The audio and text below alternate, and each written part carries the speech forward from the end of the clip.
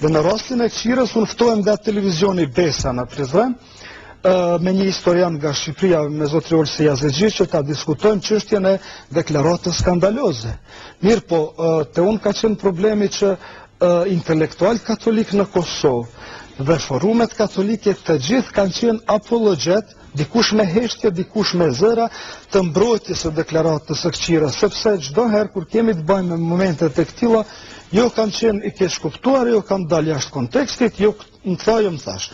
Prandaj, madje më fal në parantezë se po të ndërpres, madje kemi pas personalisht unë si autori i këtij emisioni shumë kërcënime, direkte dhe indirekte, që të mos e lëshoj deklaratën e këqirës, gjë që teleshikues besoj edhe ata që na kanë telefonu e kanë po që te unë deri me sot, as kryeministra, e as ministra, e as president, as njeri nuk lejoj me ndërhy, por që du me ta mbështet këte,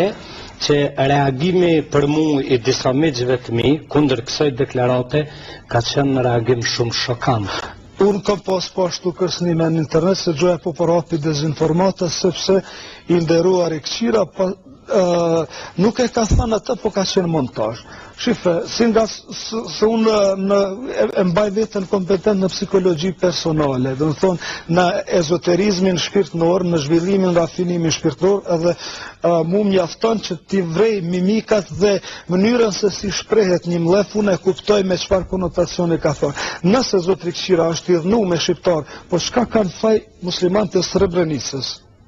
Me thonë, të jemi qartë, të absolvojmë këtë temë sepse Këqira e ka thënë dhe duhet me kërku falje. Vetëmin material që unë e kom gjetë, që më ka ardhur nga Zef Vleshi, thotë që nuk është hera e parë që frati ynë nga altari shet, po thotë kanë të mu personalitetet dhe aktivistë të komunitetit. Prandaj ne duhet ta distancojmë këtë njeri, faktikisht jo në mënyrën fizike, po në mënyrën e të mendumit që ky person ka probleme,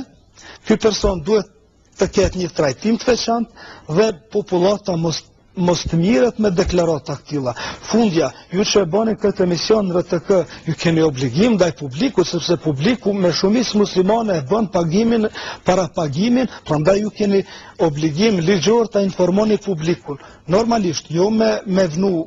vajnë flok, po thjesht të informoni në mënyrë të drejtë dhe të merrni ekspert që ta diskutojnë këtë temë dhe t'i themi mjaft.